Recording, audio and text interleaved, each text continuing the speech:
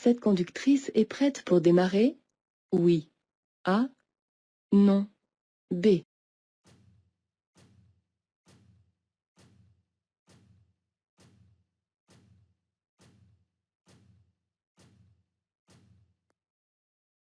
Cette conductrice a bien réglé sa position de conduite, mais elle n'a pas attaché sa ceinture de sécurité. Elle n'est donc pas prête pour démarrer. La ceinture doit être bouclée avant de mettre le moteur en marche. Elle divise par 3 le risque d'être tuée en cas de choc et réduit considérablement la gravité des blessures. Je ralentis pour faciliter le passage du camion. Oui. A. Non. B.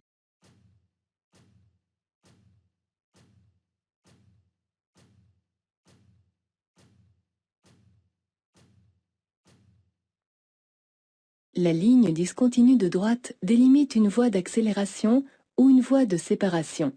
Dans un cas, comme dans l'autre, le camion devra me laisser passer s'il désire emprunter ma voie.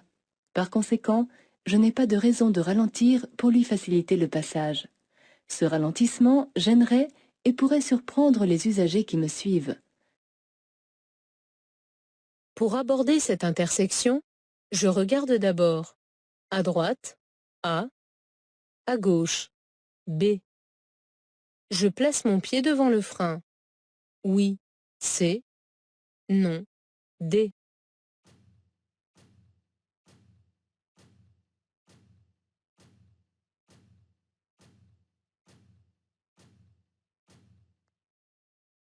Ce panneau indique qu'à l'intersection que j'aborde, c'est le régime de la priorité à droite qui s'applique. Les véhicules venant de gauche doivent me céder le passage.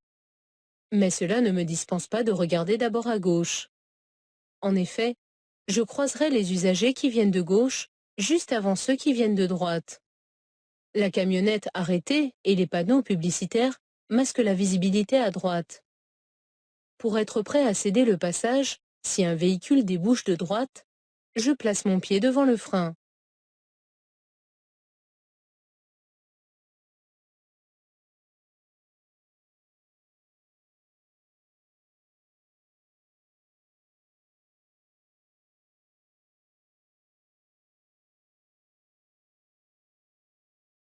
Je garde la même allure. A. J'accélère. B.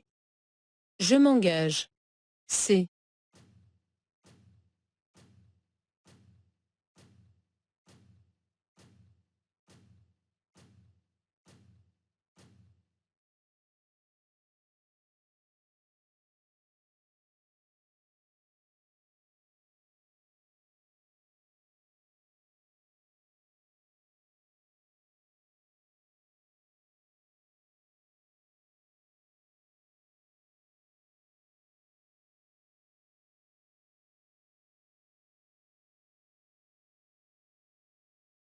Placé où je suis, je pourrais prendre la sortie de gauche.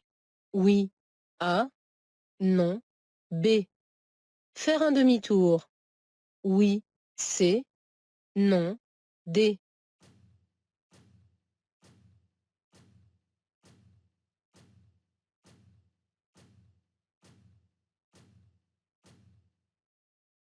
J'aborde un carrefour à sens giratoire. Pour emprunter une sortie située à gauche ou faire un demi-tour, il est conseillé d'utiliser la voie de gauche, mais ce n'est pas une obligation. Ici, même en étant sur la voie de droite, je peux effectuer l'une ou l'autre de ces manœuvres. L'utilisation d'un rond-point est la solution la plus pratique et la plus sécurisante pour faire un demi-tour. Le risque d'éclatement d'un pneumatique augmente lorsque la vitesse est élevée? Oui. A. Non. B. Lorsqu'il fait chaud? Oui. C. Non. D.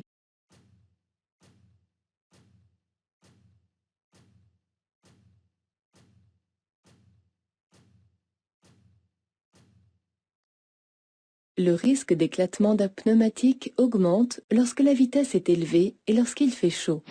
22% des accidents graves qui se produisent sur autoroute au mois d'août sont causés par l'éclatement ou le déchappage d'un pneu. Je peux circuler en feu de position seul. A. en feu de croisement. B, en feu de route. C.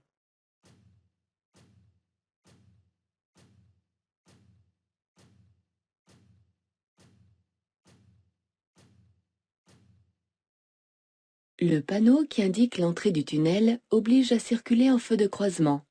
Dans ce cas, l'usage des seuls feux de position est interdit. L'éclairage permettant de bien voir la route, les feux de route, inutiles dans ces conditions, risqueraient d'éblouir d'autres usagers. La voiture qui circule sur la file voisine ralentit. Je place le pied au-dessus du frein. Oui. A. Non. B.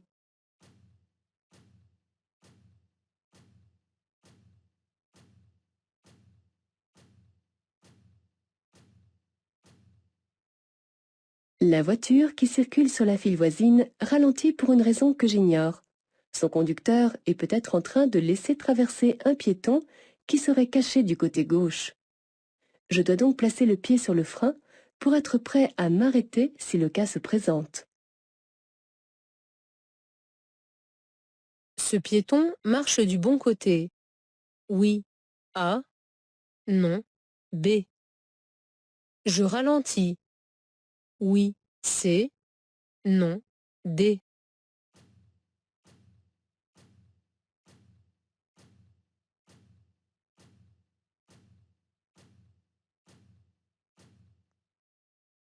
Je circule encore hors agglomération. Les piétons doivent marcher du côté gauche, face au danger. Ce piéton marche donc du bon côté. La situation est toutefois dangereuse car il ne regarde pas dans ma direction et son chien, qui peut avoir des réactions imprévisibles, n'est pas tenu en laisse. Le virage masquant la visibilité, les possibilités de me déporter à gauche sont réduites si je croise un véhicule. Dans ce cas, rouler à 30 km/h est excessif. Je ralentis et place mon pied devant le frein. Si je ne respecte pas les restrictions liées à la pollution, j'encours une amende. Oui. A. Non. B. Une immobilisation du véhicule. Oui. C. Non. D.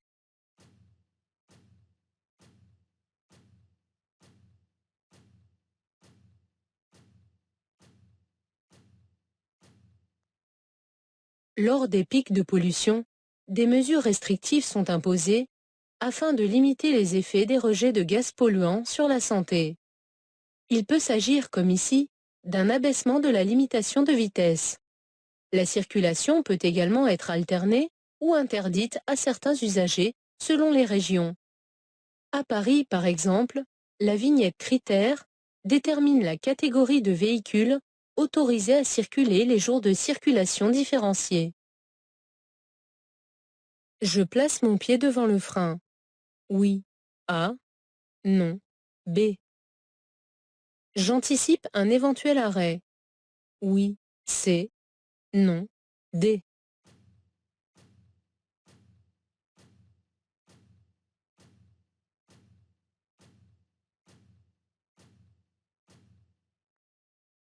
Des véhicules de pompiers et de gaz secours sont en intervention et empiètent en partie sur la chaussée.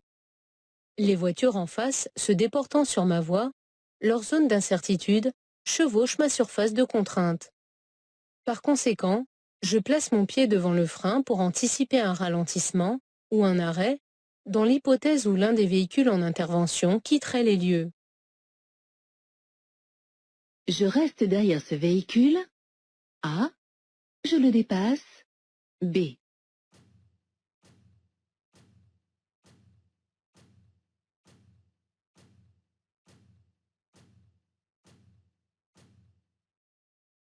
Ce véhicule roule très lentement pour effectuer des travaux. Mais je ne peux pas le dépasser pour le moment, car une voiture arrive en face. Je reste donc derrière lui. J'accélère, réponse A. Je ralentis, réponse B. Je conserve mon allure, réponse C.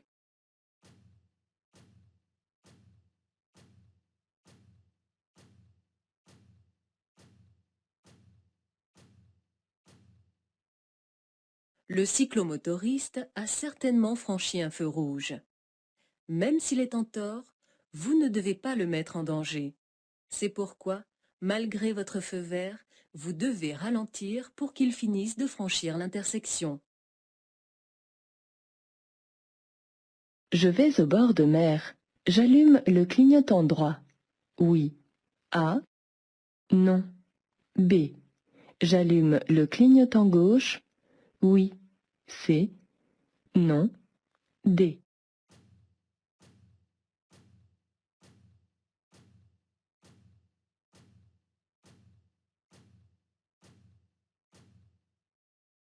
Ce panneau annonce 2 rues à droite.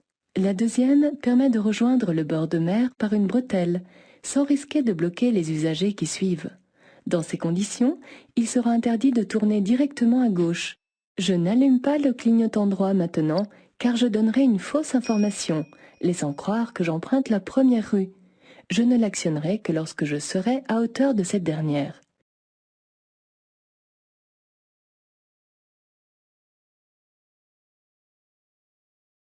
En agglomération, pour parcourir 2 km, il faut en moyenne, en voiture, 2 minutes, A, 5 minutes, B, à vélo, 4 minutes, C, 8 minutes, D.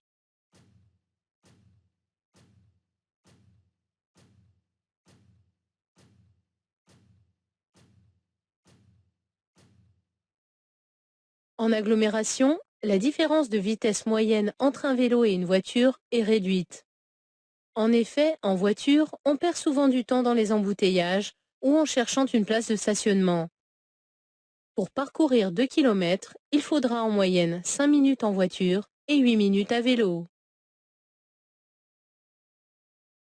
À partir de ce panneau, le stationnement sera à durée limitée, A, payant, B, à alternance semi-mensuelle, C, interdit, D.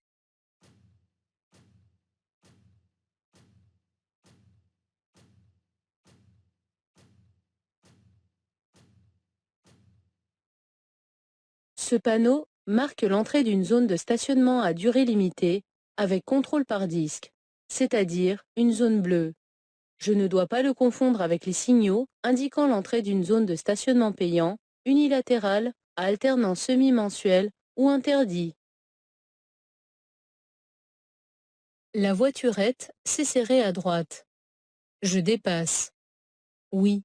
A. Non. B.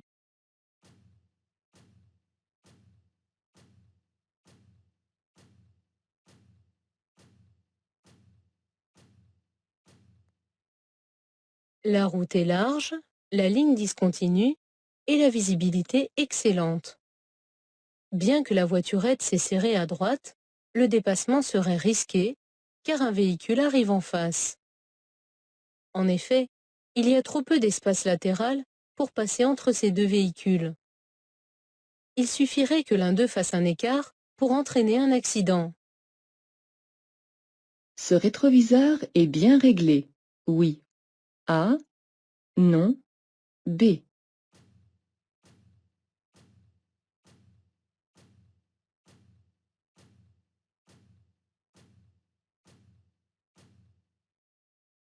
La poignée de la portière arrière apparaissant dans l'angle inférieur droit, mon rétroviseur est bien réglé.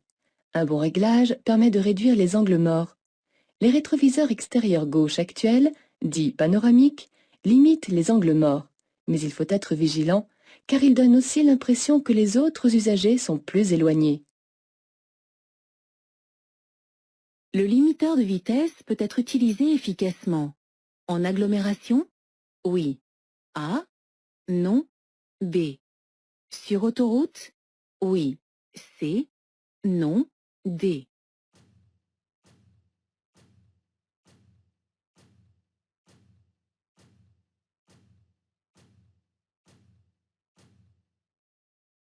Le limiteur de vitesse empêche de dépasser la vitesse maximale que le conducteur a programmée. Contrairement au régulateur, il peut être utilisé efficacement sur tous les types de réseaux, que ce soit en agglomération ou sur autoroute. J'actionne les feux de brouillard arrière. Oui. A. Non. B. Le chauffage. Oui. C. Non. D.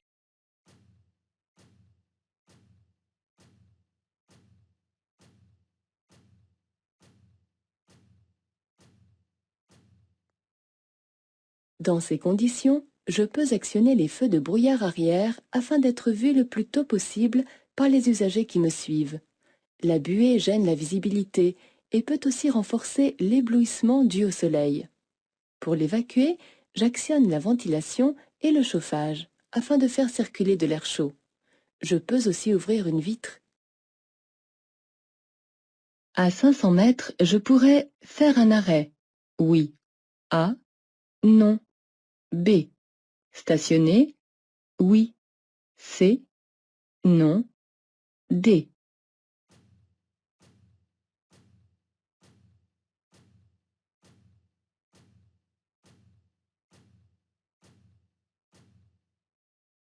Le panneau du haut annonce un lieu aménagé pour le stationnement, c'est-à-dire un parking.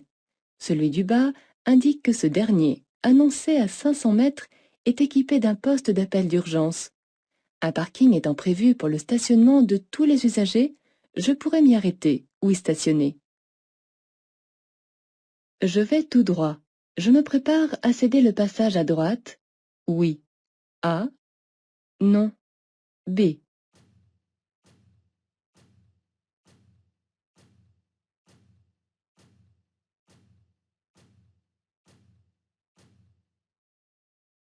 Ici, je n'aborde pas un carrefour à sens giratoire, mais un rond-point où les règles de priorité sont particulières. En effet, ce sont les usagers venant de gauche qui rencontrent un céder le passage. Comme je rencontrerai également cette signalisation quelques mètres plus loin, je dois donc me préparer à céder le passage à droite. Je passe sans ralentir. A. Je ralentis et je passe. B. Je m'arrête. C.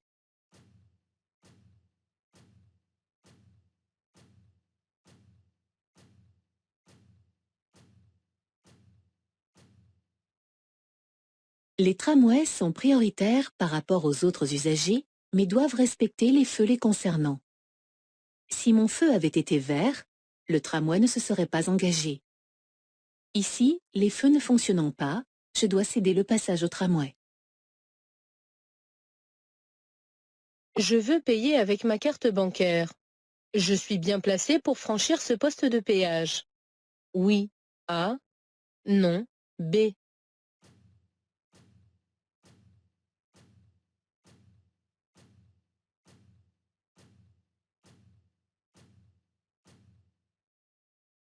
En marche normale, je dois utiliser la voie la plus à droite. Cependant, cette règle ne s'applique pas pour le franchissement d'un poste de péage. La voie où je me trouve est surmontée d'un panneau lumineux indiquant que je peux payer par carte bleue. Je suis donc bien placé pour franchir ce poste de péage. Je peux circuler en feu de position seul. A. En feu de croisement. B. En feu avant de brouillard. C. En feu de route. D.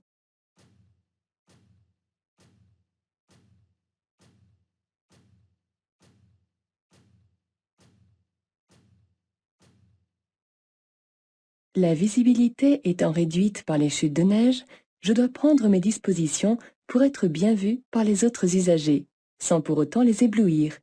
Les seuls feux de position ne me rendraient pas suffisamment visible. Pour cela, je dois allumer les feux de croisement, mais je peux également les remplacer ou les compléter par les feux avant de brouillard. En revanche, je ne dois pas circuler en feu de route. Inutile dans ces conditions, il risquerait d'éblouir les autres usagers.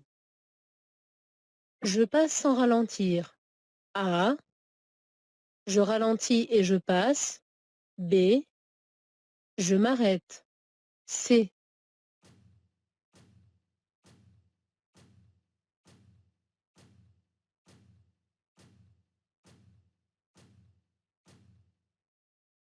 Du côté gauche, 2 piétons entament la traversée de la chaussée sur le passage matérialisé. Je dois m'arrêter pour leur céder le passage. Je m'engage. A. Je cède le passage. B.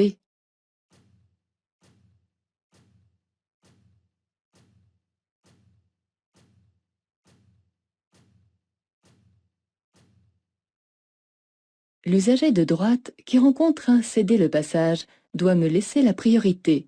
Par conséquent, je m'engage tout en m'assurant qu'il m'a bien vu arriver. Pour un conducteur expérimenté, le taux d'alcool à partir duquel il est interdit de conduire est fixé à 0,2 g par litre de sang, A, 0,4 g par litre de sang, B, 0,5 g par litre de sang, C, 0,8 g par litre de sang, D.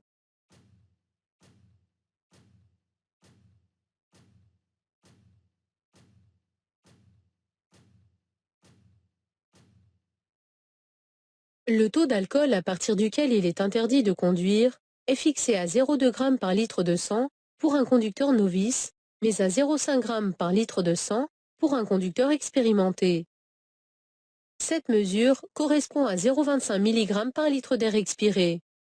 À partir de 0,8 g par litre de sang, soit 0,40 mg par litre d'air expiré, l'infraction ne constitue plus une contravention, mais un délit.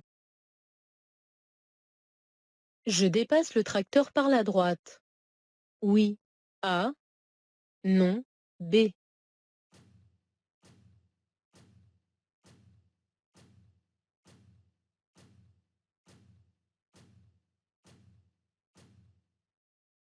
En regardant devant moi et dans mon rétroviseur, je constate que je circule sur une voie d'accélération. Le tracteur circule sur la chaussée où je vais m'insérer.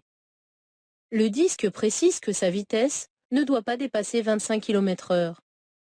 Je roule beaucoup plus vite que lui et l'espace devant moi est suffisant pour prendre de la vitesse. Je peux donc dépasser ce tracteur par la droite. Cela ne me dispense pas de surveiller attentivement mes rétroviseurs et en vision directe pour m'assurer qu'entre-temps, aucun véhicule n'entreprend de dépassement.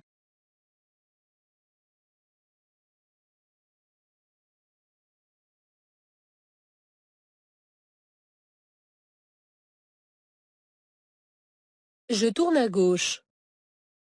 J'allume immédiatement le clignotant. A. Je serre l'axe médian. B. Je freine dès maintenant. C.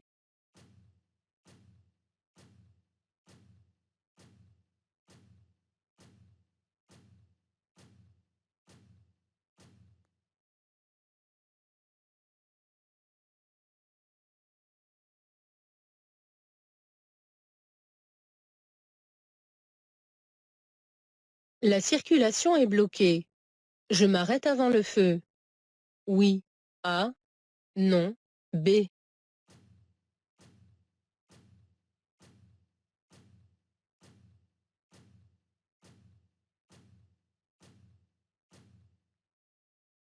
Le feu est vert. Mais je ne dois pas m'engager dans l'intersection si je risque d'y rester bloqué quand le feu passera au jaune, puis au rouge. La signalisation m'interdit de tourner à droite. Le carrefour est bloqué, aussi bien pour aller tout droit que pour tourner à gauche, puisque des véhicules y sont arrêtés dans les deux voies.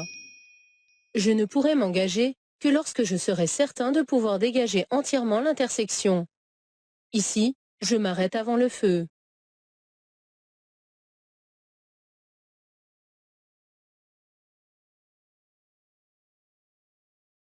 Il neige. Les voyants qui peuvent être allumés sont les numéro 1, A, numéro 2, B, numéro 3, C, numéro 4, D.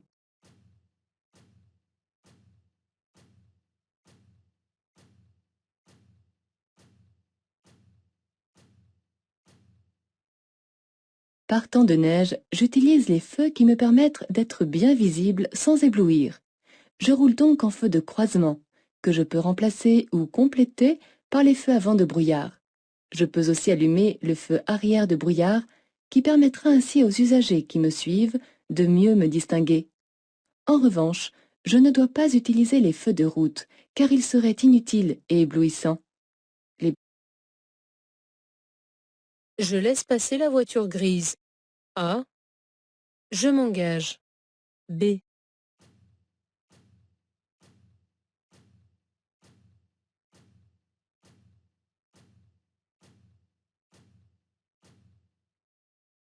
Je circule sur une voie de stockage dans laquelle je peux laisser passer la voiture grise sans danger, même si elle n'a pas la priorité. Si je ne m'arrête pas, la voiture visible dans mon rétroviseur intérieur pourrait percuter le véhicule gris. Je roule à vitesse très réduite en raison d'un problème de moteur. J'allume les feux de détresse. A. Je reviens sur la voie de circulation. B. J'emprunterai la sortie. C.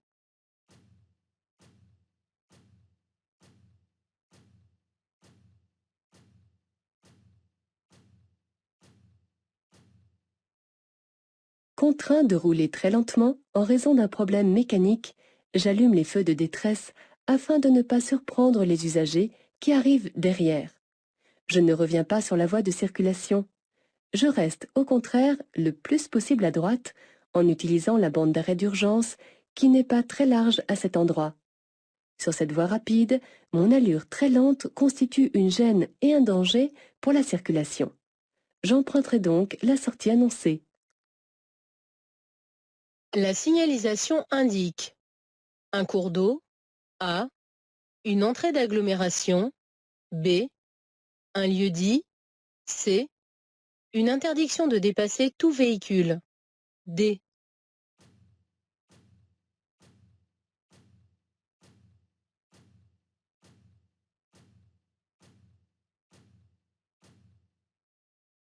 Le panneau du haut signale un cours d'eau et celui du bas, un lieu-dit nommé le pont de Saint-Maurice. Il n'y a pas forcément d'habitation dans un lieu-dit. Il peut s'agir de tout lieu traversé par la route pour lequel aucun panneau n'est prévu. Ici, il s'agit d'un pont. Mais ce type de panneau peut aussi désigner par exemple un col ou une forêt. La ligne de dissuasion n'interdit pas de dépasser tout véhicule, puisqu'elle autorise le dépassement des véhicules très lents. Enfin, aucun panneau n'indique ici une entrée d'agglomération. En panne sur la bande d'arrêt d'urgence, je me rends au poste de secours situé à 1 km. J'invite mes passagers à rester dans la voiture. A. Descendre du côté droit. B. Passer de l'autre côté de la glissière de sécurité. C.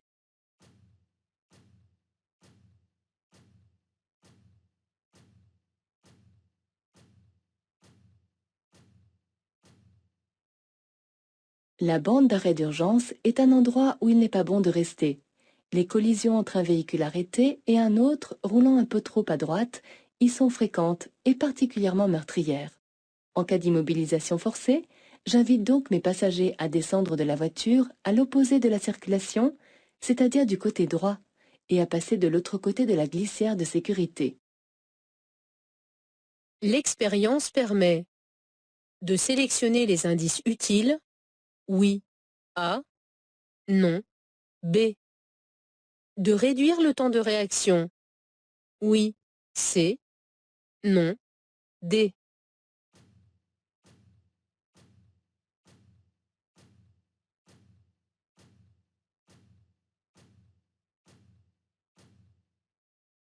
L'expérience du conducteur permet une meilleure connaissance des diverses situations qu'il a rencontrées. Cette expérience lui permet donc de mieux trier les indices ainsi que de réduire le temps de réaction. Dans cette situation, la position du chat est dangereuse. Pour les passagers, oui, A, non, B. Pour lui-même, oui, C, non, D.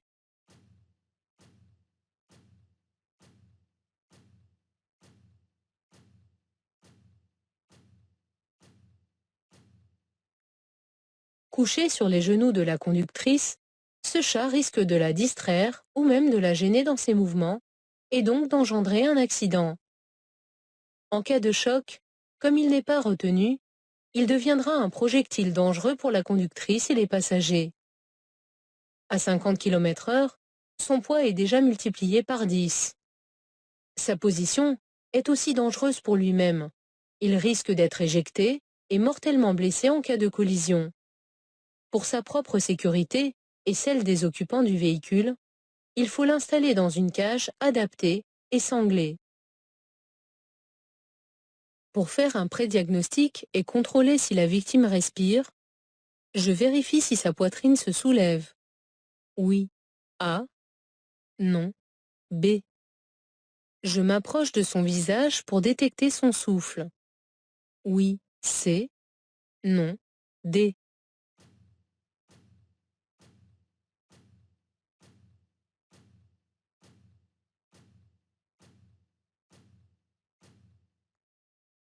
Avant d'appeler les secours, je fais un prédiagnostic de la victime en vérifiant si elle respire et si elle est consciente. Pour m'assurer qu'elle respire, je regarde si sa poitrine se soulève, ou bien je m'approche de son visage pour détecter son souffle. Je circule en feu de croisement. Je risque une amende de 4e classe. Oui. A. Non. B. Une réduction de 4 points. Oui. C. Non. D.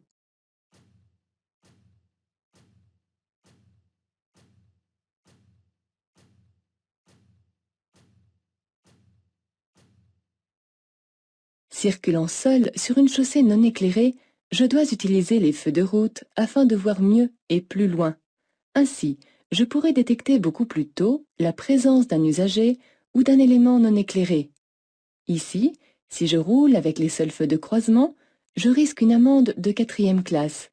En revanche, une réduction de 4 points n'est prévue que si je roule sans éclairage.